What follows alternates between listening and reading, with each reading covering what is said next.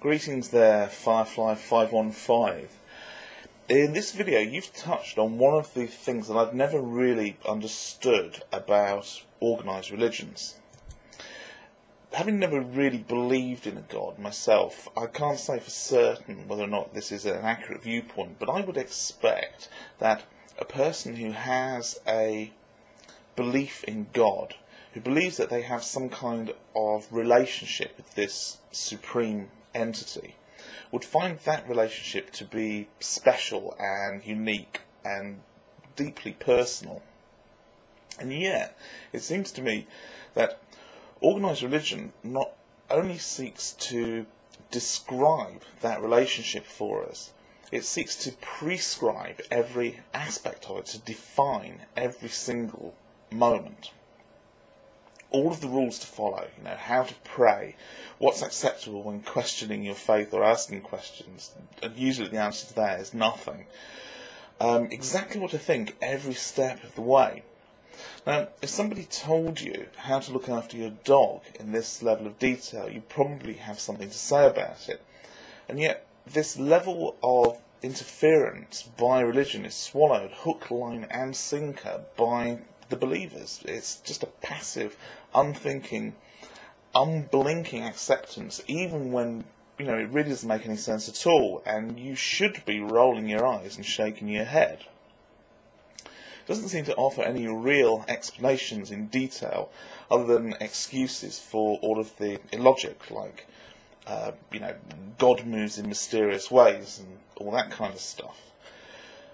Now, one of the huge problems that I and many atheists have with religion is not other people's belief in God, but their unthinking adherence to the ridiculous rules associated with religion, and their consequent feeling of not necessarily superiority, but entitlement and justification to force these rules on other people.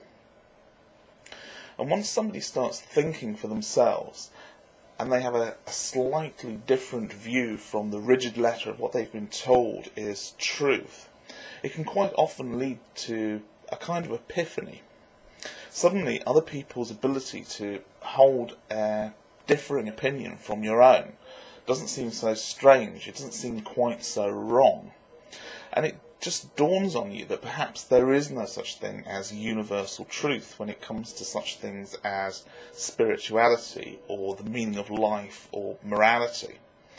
That each of us can find what makes sense to us, rather than just having to shoehorn ourselves into some predefined role that's been assigned to us by somebody else. And a square peg in a round hole will always find the square hole so much more comfortable that it won't want to go back. And I'm not going to argue that we aren't all constrained by some degree by our belief systems. What I'm saying is that sometimes some belief systems are a much better fit than others for the individual, and you have to find what works for you. So perhaps here, what you're doing is you're just taking the first steps in finding what works for you. So if other people disapprove, then that really is their problem, not yours. You don't have any control over what other people are going to think or say or do. And so you shouldn't let fear of what other people are going to think or say or do control you. The only control that you really have is how you react to what they think or say or do. And really, when it comes down to the crunch, that's not only control that's worth having, it's the only control that's worth having, because it's control of what you believe. Not assuming that every single word that you've been told is the absolute truth, but questioning what you've been told is actually a good thing, because solid ideas will stand up to that level of scrutiny, and proponents of solid ideas will actually welcome your questions. So carry on. Don't be afraid to change.